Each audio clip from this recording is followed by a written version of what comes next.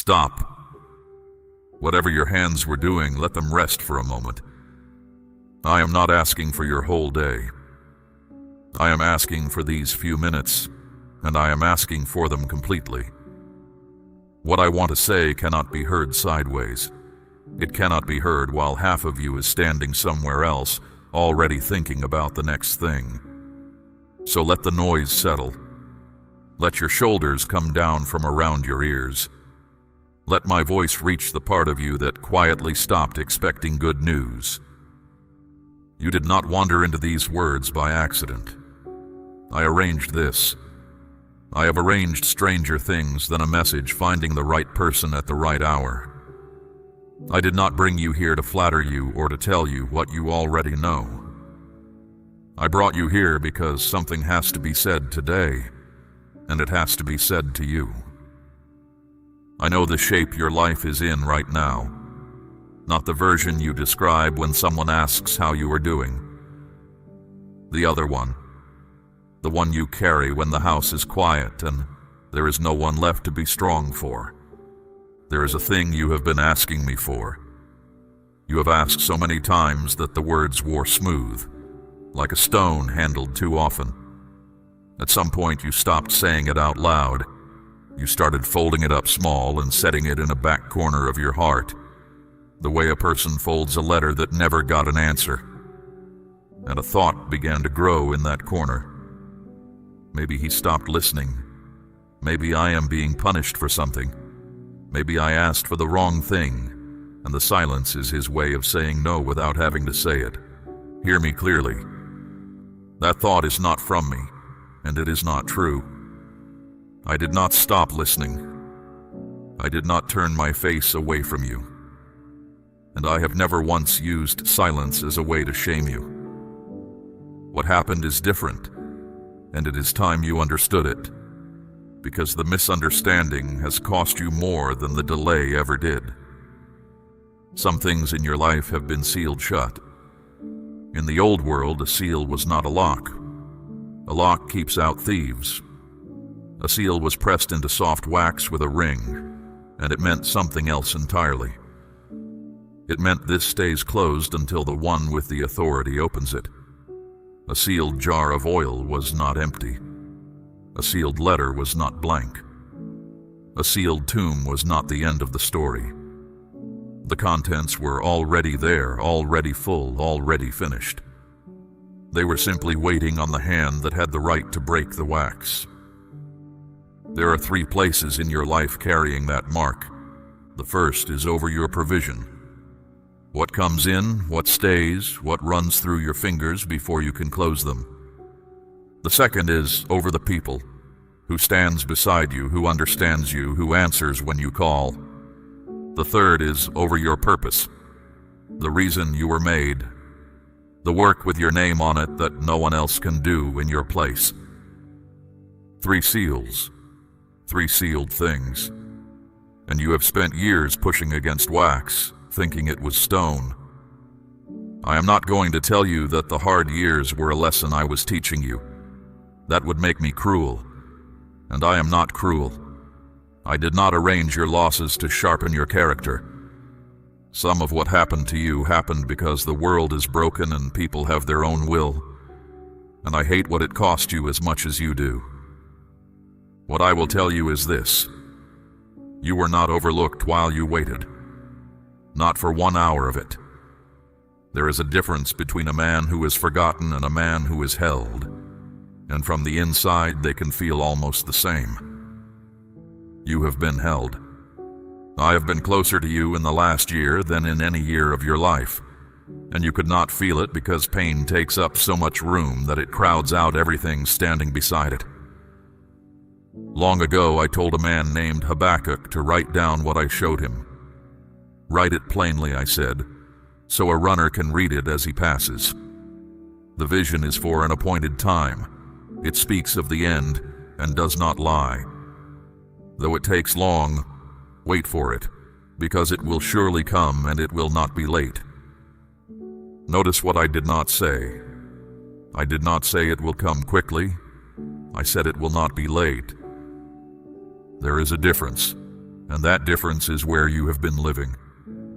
So here is what I am asking of you in these next minutes. Stay. Do not step away halfway through and leave the wax unbroken. Do not decide ahead of me what this can and cannot be for you. And do not let the old thought speak first when I say something good, because it has had the first word in your heart for far too long. I'm going to break these 3 seals with you, one at a time, in order. And I'm going to tell you plainly what has been sitting behind each one, because you have a right to know what is yours. But first, understand how this will come to you so you do not miss it while looking the wrong way. You are expecting thunder. Something loud enough to settle every argument. Something so obvious that the people who doubted you will have to admit they were wrong. I understand why. When a person has been let down often enough, they start needing proof that cannot be explained away. That is not usually how I move. Elijah stood on the mountain, and I sent a wind that split the rocks. I was not in the wind. Then an earthquake. I was not in the earthquake. Then fire. I was not in the fire. And after the fire came a low, quiet voice. And that is where I was. A woman pressed through a crowd and touched the edge of a garment without saying one word, and everything in her changed on the spot. I'm usually the quiet thing in the room, so do not stand there waiting for a shout while I am speaking in a whisper right beside you. Something is about to shift in your life, and it will likely arrive without announcement. A conversation that goes differently than every other one. A door that opens on a Tuesday for no reason you can name. A weight that lifts off your chest while you're washing dishes, and you stop, hands wet, wondering what just happened. That is me. Learn to recognize me. If your heart is still standing here with me, say your amen right now, out loud, where you are. Now let us go to the first seal, the one over your provision. You know this one better than the other 2, because you have been pressing on it the longest. You work. You keep working. And somehow the ground never rises under your feet. Money comes in and leaves through a hole you cannot find. Something breaks the same week something else is repaid. You have done the arithmetic at the kitchen table more times than you would admit to anyone, moving the same small numbers around, hoping they add up differently by looking at them again. I want to say something to you that no one else has said about this. The lack was never a verdict on you. You decided at some point that it was. You watched people with half your effort and a quarter of your honesty walk into ease, and something inside you concluded that they had a favor you were missing. That maybe you were built slightly wrong. That maybe there is a kind of person who gets to have enough, and you were simply not made from that material. That is a lie you have carried for years, and I want it out of my house. Look at who I have fed. A widow in Zarephath had a handful of flour and a little oil in a jar, and she was gathering sticks to cook the last meal she and her son would eat before they lay down to die. That was the whole of her supply. I sent a hungry prophet to her door and asked her for the first portion of it. It sounds unkind until you know the end. The flour did not run out. The oil did not fail. Not that day, not that month, not until the rain came again. Notice how that worked. I did not fill her house with grain. I filled her jar day after day, for as long as she needed it filled. She never once had a storehouse. She never once went hungry. Some of you have been asking me for a storehouse because you are tired of the jar. I understand the tiredness, but I have not been failing to provide. I have been providing in a rhythm that requires you to keep coming back to me. And there were seasons when that rhythm was the only thing keeping your heart near mine. That season is closing now. Here is what has actually been happening behind that first seal, and I want you to hear it without flinching. Provision has been reaching toward you and turning back at the door. Things meant for your hand went to another hand. Opportunities passed close enough that you felt the wind off them. You were not imagining that. You were not being dramatic. Something was standing between what I released and what you received. Some of that came from the enemy of your soul, who has no power to create anything and spends his whole existence rerouting what belongs to someone else. Some of it came from doors that were shut by people who never knew your name. And some of it, I will tell you honestly, came from timing that would have harmed you. There were 3 occasions in the last several years when the very thing you begged me for would have arrived beside a person or an arrangement that would have taken far more from you than the money was worth. You wept over those closed doors. One day you will thank me for 2 of them. But not everything shut was protection, and I am not going to insult you by pretending it was. Some of it was simply not yet. And not yet has an ending. The wax on that first seal is breaking as my voice reaches you. Let me tell you what to expect, because I would rather you recognize it than argue with it. Peter fished all night. All night in the water he had worked since he was a boy, with the skill of a man who knew every current in that lake. He caught nothing, not a small catch, nothing. In the morning, a carpenter told him to put the nets down again in the same water, in the wrong part of the day, and the nets filled so full that they began to tear, and a second boat had to come out to help carry it. Same lake, same man, same nets. One word of difference. Your breakthrough may not require a new city, a new trade, or a new set of skills. It may require one instruction, given at the right hour, into the same water you have already worked to the point of exhaustion. So do not despise the ordinary ground you are standing on. The ordinary ground is where I do most of my work. Watch for these things in the days just ahead. Money arriving from a direction you were not watching. Something owed to you that you had written off entirely. A cost that was coming toward you and simply does not arrive. A person who thinks of your name in a room you are not standing in. That last one matters more than you know. Most of what I have ever given a man came to him through the mouth of somebody else. A cupbearer remembered Joseph 2 years late, and by nightfall that same day Joseph stood in front of the king with a ring on his hand. 2 years the cupbearer forgot. One afternoon to change everything. So when the shift begins, do not shrink it down to a coincidence. Do not say it was luck or timing or the market, or that things were bound to turn eventually. Put your hand on it and call it what it is. Say it out loud. This came from my Father. There is a reason I ask that of you. Every unclaimed good thing goes quietly back to being ordinary, and an ordinary thing teaches your heart nothing. But a thing you name as mine builds something in you that carries into the next hard season, and there will be other seasons. I am not building you a life without weather. I am building a man, a woman, who knows my voice in the weather. The first seal is open. What was held is released. Not because you finally earned it, and not because you prayed the right words in the right order, but because the appointed time has come, and I am the one who keeps the appointments. Do not go back to the arithmetic tonight. Come and eat. If you believe what I have just told you, let me hear you say it. Speak your amen where you stand. Now the second seal. This one is over the people. You are lonely in a way that has nothing to do with how many names you know. That is the part almost nobody understands. You can be surrounded and still be the only one in the room who is actually there. You have sat at tables full of talk and felt like a guest in your own life.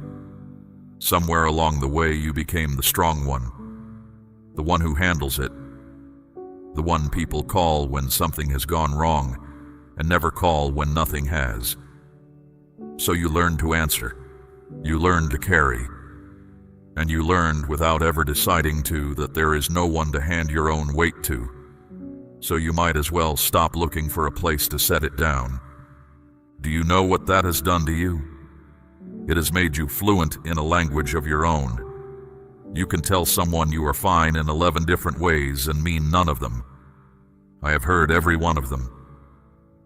My child, I am asking you to place a portion of what you have, something of real weight, upon the altar of this work, as gold laid on the scales of this calling. Let it be a seed sown into deep water, an offering set on stone, not held back in fear. This is proof that your trust rests in my hand to provide, and that your heart no longer clings to lack. What you release in faith does not leave your life. It moves ahead of you into the harvest I am preparing. Now let me tell you what has been sitting behind this second seal, because it is not what you assume. You assume the problem is that no one good has come. The truth is that people have come and gone, and a few of them were mine, and you did not recognize them because you had already decided in advance what help would look like. You were watching for someone to rescue you. I was sending someone to sit with you. Those are not the same, and the second is rarer and worth more. Job had 3 friends. When they heard what had happened to him, they came from 3 different places and found him so changed by grief, they did not know his face. They tore their clothes and sat down on the ground beside him for 7 days and 7 nights, and did not say one word, because they saw that his pain was very great. That was the best thing they ever did for him. The moment they opened their mouths to explain his suffering, they became a burden heavier than the suffering. Understand what I am telling you. The people I am bringing you may not fix a single thing. They will sit down. And when the ones who sit down arrive, do not measure them against the ones who were supposed to fix it. There was a man named Saul who had hunted my people, dragged them out of their houses, stood by their deaths with satisfaction. Then I met him on a road and turned his life inside out. And when he came to the very people he had persecuted, every one of them was afraid of him. They did not believe he had changed. Who could blame them? One man believed him. Barnabas took him by the arm and walked him in and told them what had happened on that road. One man vouching for another. That is the whole hinge of it.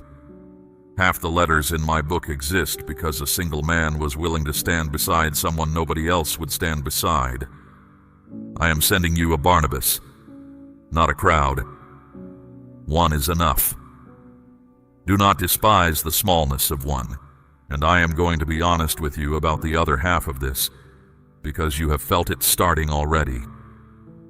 Some people are leaving your life, and I am not stopping it. You have noticed the thinning. Someone stopped answering. A friendship that used to be effortless now takes work that only you seem willing to do. Invitations that used to come do not. And you have been lying awake asking yourself what you did wrong. Often nothing. Not every departure is a punishment, and not every closed door is a rejection. Some rooms were making you smaller, and you had grown so used to the ceiling that you began to walk, stooped even outdoors. I am not going to leave you in a room where you have to shrink to fit. If someone can only stay in your life while you stay beneath yourself, then their leaving is not a loss. It is a door held open. Grieve it honestly. I am not asking you to pretend it does not hurt, but do not go chasing back down a road I closed on purpose, apologizing for growing. Now hear this, because it is the heart of the second seal. Ruth was a foreigner and a widow with nothing. Her mother-in-law told her plainly to go home, that there was no future to be had by staying, that the road ahead held only poverty. Ruth would not go. She said, "Where you go, I will go, and where you stay, I will stay." She had no reason to say it. There was nothing in it for her. They walked into Bethlehem at the start of the barley harvest, and Ruth went out to gather leftover grain in whatever field would tolerate her, and she happened into a field belonging to a man named Boaz. It says she happened. I want you to hold that word. It says she happened into it, because from the ground that is exactly what it looked like. It was the beginning of a family line that runs to a king, and past that king, further than she could ever have imagined from where she stood in that dust with her hands full of somebody else's leftovers. She did not know. She could not have known. She was tired and hungry and doing the small, honest thing in front of her. You are somewhere in a chapter like that right now, and you cannot see the shape of it from inside. That is not a failure of your faith. It is the nature of standing in a field. The second seal is broken. The isolation ends. Someone is going to come near you soon and stay near, and when they do, let them. Do not hand them the 11 ways of saying you are fine. Tell one of them the truth and see what happens. You were not made to carry your whole life by yourself. I never asked that of you. You volunteered, and I am relieving you. Now we come to the third seal, and this is the one you have never been able to name. The other two you could put words to. Not enough money. Not enough people. This one is different. This one is the feeling that arrives on an ordinary afternoon when nothing in particular is wrong, and something in you goes quiet and says, "This is not it. There is something I am supposed to be doing, and I am not doing it. And I do not even know what it is well enough to go looking for it." You have tried to reason it away. You told yourself you were being ungrateful. You told yourself that most people never feel like their life means anything and they get along fine. So who are you to want more than that? I put that restlessness in you. I am not going to take it out. It is not discontent. It is a compass, and it has been pointing at something the whole time. Now hear me, because this is where nearly everyone goes wrong. You have been searching for your purpose as though it were somewhere else. A different city, a different trade, a different version of yourself who is braver and better rested and less afraid of being seen. So you look at your actual life, the small rooms and the tired hands and the same road every morning, and you conclude that whatever I made you for must be waiting somewhere you have not been yet. Look at where I have found people. Moses spent 40 years on the backside of a wilderness looking after another man's sheep. He had been raised in a palace, and he had thrown it all away in one bad hour, and he lived 4 decades believing his life had already happened and was over. He was not seeking me. He was doing his job. He turned aside to look at a bush that was burning and would not burn up, and I called his name out of it. Gideon was threshing wheat in a winepress, down in a hole, hiding the grain so his enemies would not take it. That is not a picture of a hero. That is a frightened man doing what he can in secret. My messenger came and sat under the tree and said, "The Lord is with you, mighty warrior, mighty warrior." To a man hiding in a pit. I do not call people according to what they are managing at the moment. I call them according to what I put in them, which is a thing they usually cannot see, and other people almost never can. David was anointed as king in front of his whole family, and then sent straight back out to the sheep. Years passed. He carried cheese and bread to his brothers on a battlefield, and they spoke to him like a nuisance child. The anointing did not change his address for a very long time. So stop waiting to feel qualified. That feeling is not coming, and it was never the requirement. I have never once called a person who felt ready. Moses argued with me about his speech. Jeremiah told me he was too young. Every one of them was right about themselves and wrong about what that meant.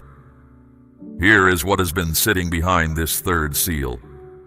Your purpose is not far from you. It is standing much closer than you think, and it is smaller than you imagined.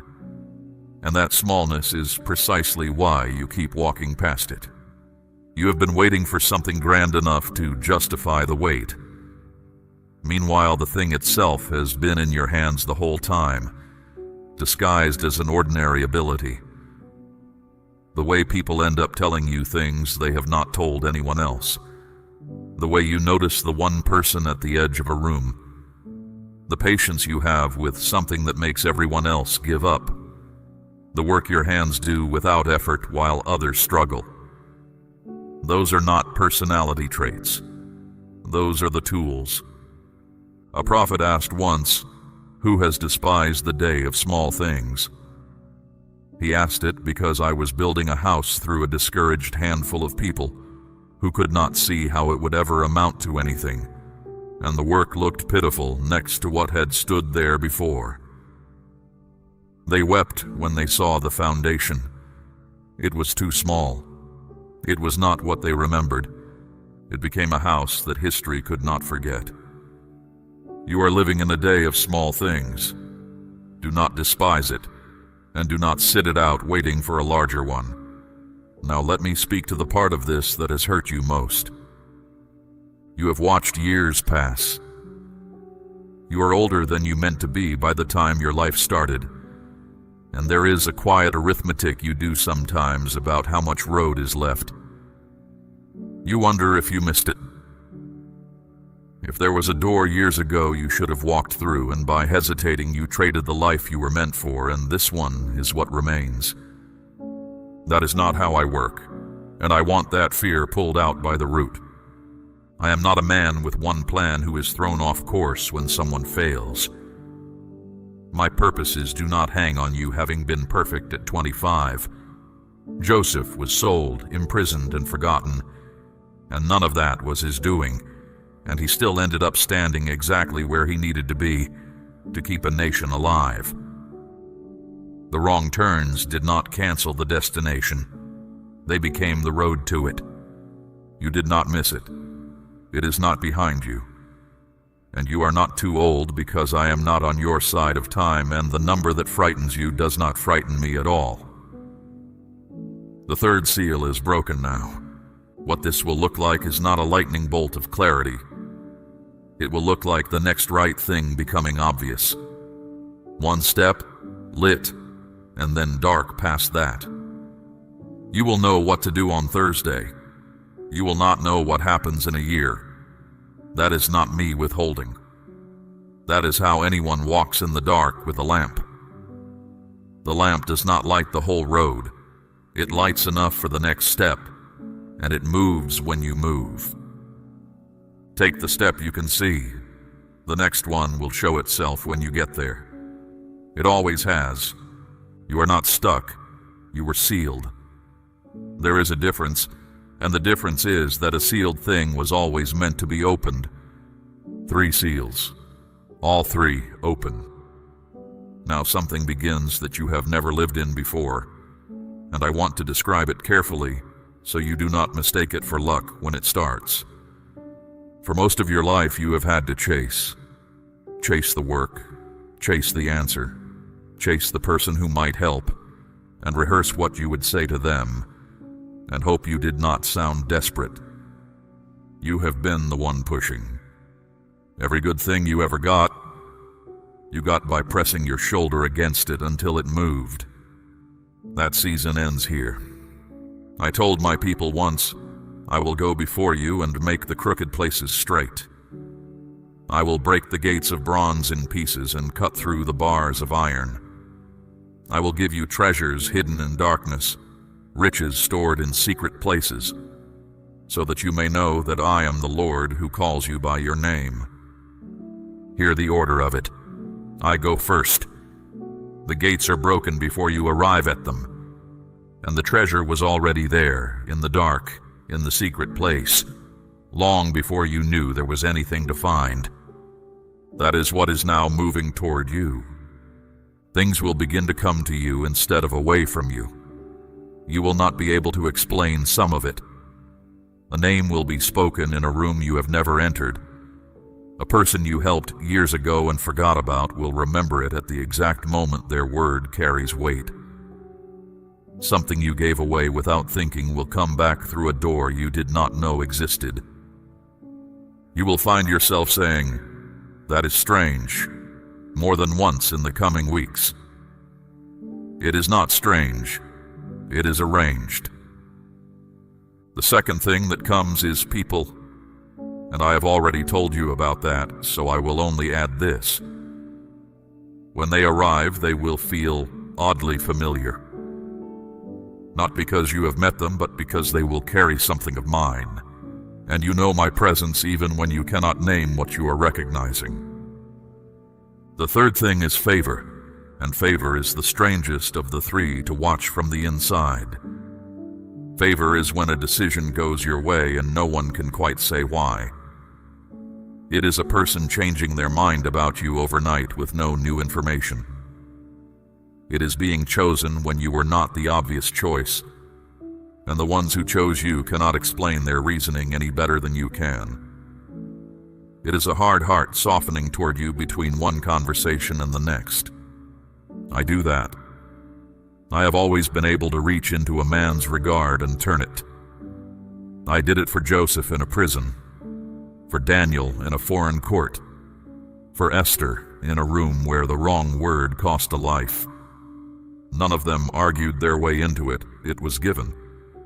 If you believe favor is being released over your life, say your amen out loud right now. Now I must tell you your part in this, because there is one, and it is smaller than you think and more important than you think. Your part is your mouth. Words are not decoration. They are not simply a report on how things already are. Death and life are in the power of the tongue, and the ones who love it will eat its fruit. That is not a saying. That is a description of how I built the world. I made everything that exists by speaking, and I made you in my likeness. And one of the things that carried over is that what you say has weight in the room where you say it. You have been speaking against yourself for years, not on purpose. It became a habit somewhere in the middle of the hard years, and it sounded like modesty, and sometimes it even sounded like faith. I never get anything. It always falls apart at the last minute.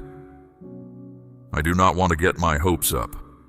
Things like this do not happen to people like me. I want that language out of your mouth, not because a word can undo my will. Nothing you say can cancel what I have decided about you. But your words shape what you are able to receive, the way a vessel shapes the water poured into it. A man who has already announced that nothing good comes to him will explain away the good when it arrives. He will call it a fluke. He will wait for it to go wrong.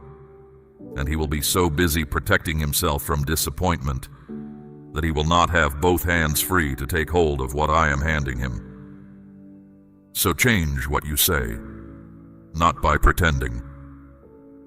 I am not asking you to stand in a bare kitchen and declare that it is full. That is not faith, that is denial, and I have no use for it. Faith says the truth and then says my truth after it. The rent is short and my God provides. I am tired and my God carries. I do not see a way through and my God goes before me and breaks the bars of iron. Both halves, the honest one and the higher one. That is how the men and women in my book prayed, and you can hear it all through them, that they told me exactly how bad it was, and then refused to end the sentence there. Practice that. Out loud, where you can hear yourself. Your own ears are listening more closely than you realize. And one more thing about waiting for the shift to appear. Elijah told his servant to go look toward the sea, He went and looked and came back and said, "There is nothing." 6 times he went and came back with nothing. On the 7th he said, "There is a small cloud rising out of the sea, no bigger than a man's hand." That was it. That was the whole sign. A smudge on a horizon after 3 years without rain. And Elijah stood up and told the king to run for shelter, because heavy rain was coming. And before long the sky was black and the rain came down in sheets. The first evidence is usually the size of a hand. So do not sit there waiting for the sky to go black before you believe. Look for the small cloud. Then act like the rain is already on its way, because it is. Now I have to tell you something that will save you a great deal of confusion in the days ahead, and I would rather you hear it from me before it happens than figure it out afterward in the middle of it. There will be pushback, not because something has gone wrong, because something has gone right, and the change has been noticed. Nothing sealed has ever been opened quietly. When a man begins to move toward the life I made him for, the ground he is leaving does not simply let him go. Pharaoh did not shrug when the people walked out. He got in a chariot and came after them, and they were not being punished for leaving. They were being pursued because they had left.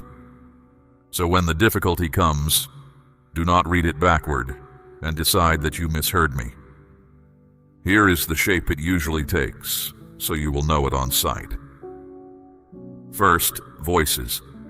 Someone close to you will hear the hope in how you are speaking and will try gently to lower it. They will call it being realistic. Some of them mean well and are genuinely trying to protect you from another fall, because they were there for the last one and they remember what it cost you. Do not become bitter toward them. Just do not hand them your faith for safekeeping. They will keep it too carefully and give it back smaller. Second, disorder. Small things will fail at once, all in the same week, with a timing that feels almost deliberate. Something breaks. Someone gets sick. An old argument reopens for no reason. It will feel like the ceiling is coming down exactly when you had begun to look up. That is not an accident. That is noise. And noise has one purpose, which is to occupy your attention until you forget what you were reaching for. Third, and this is the quiet one, the pull to go back. Not back to anything good. Back to the old low expectation, because it was familiar and it never disappointed you. There is a strange comfort in expecting nothing. Nobody ever falls from the floor. Part of you will want to lie back down there and it will feel like wisdom. It is not wisdom. It is the thing that has kept you where you were. Now I will tell you what to do about all of it, and it is simpler than you expect. You do not have to fight it. You have to outlast it. Let me show you something that happened to a man named Daniel. He set himself to seek me and he prayed, and nothing came. Days went by, 3 weeks. He kept praying, ate nothing pleasant, and heard silence. Then a messenger arrived and said something you should never forget. From the first day that you set your heart to understand and to humble yourself, your words were heard, and I have come because of your words. But the prince of the kingdom of Persia withstood me 21 days. 21 days of a man believing he had not been heard, and the answer had left on the first day. Do you understand what I am putting in front of you? Delay is not denial. Silence is not absence. There are things happening on the other side of what you can see, and the fact that you cannot see them is not evidence that they are not happening. Daniel almost quit on day 20. Do not let anyone tell you that a man of faith never wavers. He wavers. He simply keeps standing. You are somewhere in your own 21 days. I will not tell you which day. I will tell you that your words were heard on the first one. And while you wait, Understand what is around you. I have set a boundary that cannot be crossed. No weapon formed against you shall prosper, and every tongue that rises against you in judgment, you shall show to be wrong. That is not a wish I am expressing. That is a settlement I have already made. It does not mean no weapon is formed. Weapons are formed. It means they do not finish what they were made to do. There was a night when a whole army surrounded a city because of one man, and his servant went outside in the morning and saw them and panicked. Horses, chariots, the hills full of them. And the prophet said, "Do not be afraid, for those who are with us are more than those who are with them." Then he prayed that the young man's eyes would be opened, and the young man looked again and saw the mountain full of horses and chariots of fire all around them. Nothing had changed outside. Everything had changed in what he could see. I'm not going to open your eyes like that today. Most people go their whole lives without one glimpse of it, and they are no less protected. But I want you to know that the hillside around your life is not empty. It has never been empty. You have been guarded in ways you will not learn about until much later, and some of the worst days of your life were the days I stopped something you never knew was coming. So when the resistance rises, do not panic and do not perform. You do not need to shout at the dark. You need to stand where I put you and refuse to move. The one who opposes you has no ability to create anything. He cannot make a single new thing. All he can do is take what already exists and turn it slightly and lie about what it means. That is his entire craft. He is not powerful. He is persistent, and people mistake the two. Hold your ground. The pressure you are feeling is not the beginning of another loss. It is the last complaint of a season that is being made to release you. So let me tell you how to walk through the next few days, because they matter more than the ones behind you. Keep talking to me. Not only the folded hands and the closed eyes, though those are good. I mean the running conversation. Tell me about the small thing that annoyed you.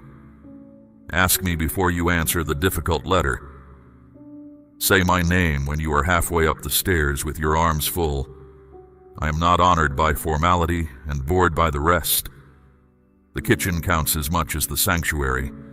The moment a man stops speaking to me is usually the moment he goes back to carrying it alone, and he rarely notices it happening. It does not feel like abandoning me. It feels like getting on with things. Thank me before the evidence arrives.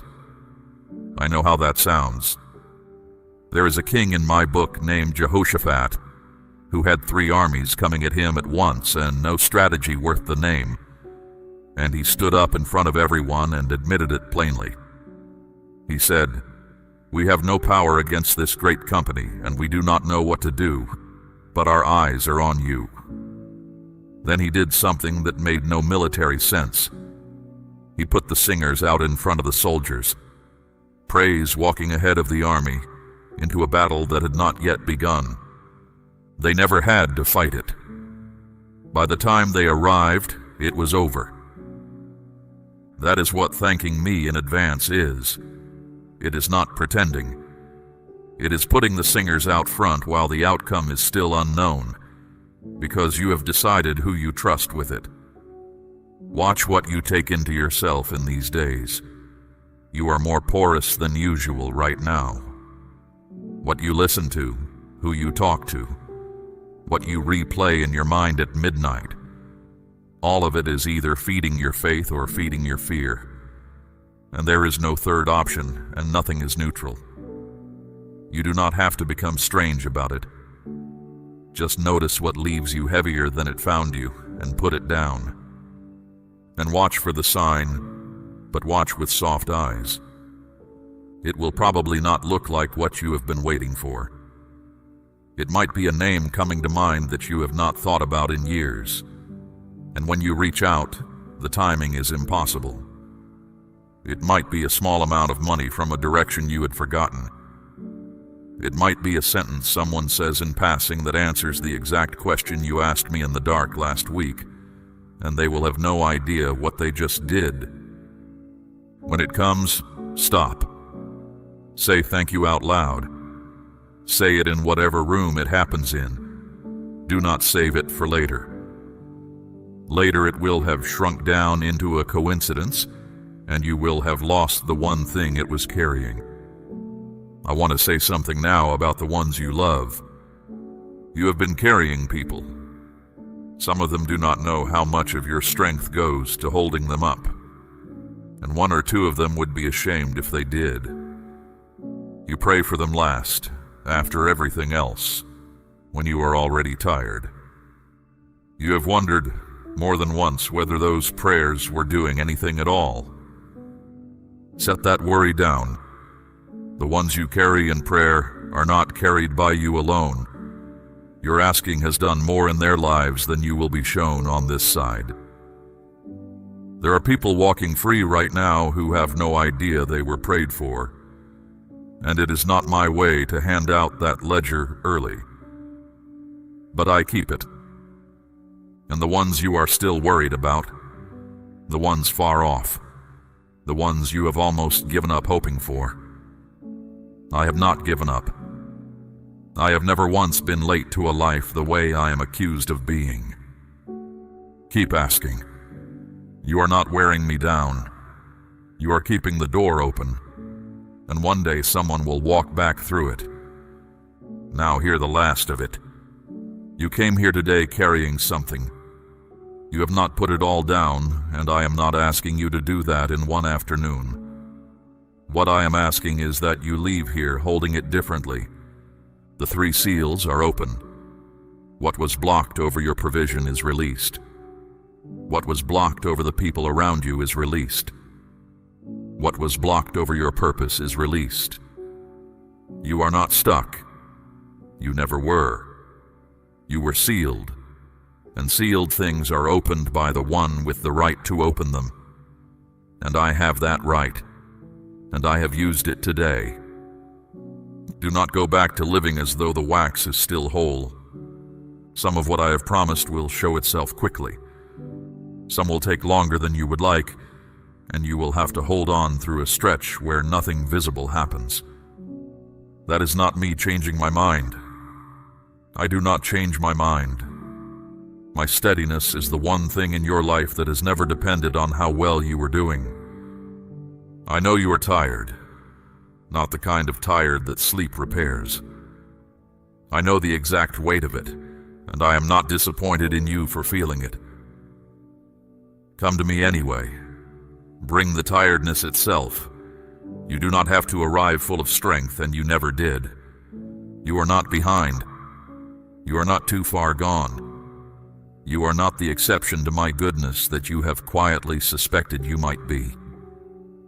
There is no such person, and there is certainly not one listening to me right now. Walk out of here differently than you came in. Lift your head when you go through the door. Speak to me like someone who is expecting an answer, because you are. Take the next step, the small one, the one you can already see, and let me handle the road past it. The greatest part of your life is not behind you. Whatever anyone has told you, whatever you have told yourself in the worst hours, that part is still in front of you, and I am already standing in it, waiting for you to arrive. If your heart is saying yes to everything I have spoken over you today, let your amen be the last word you speak before you go.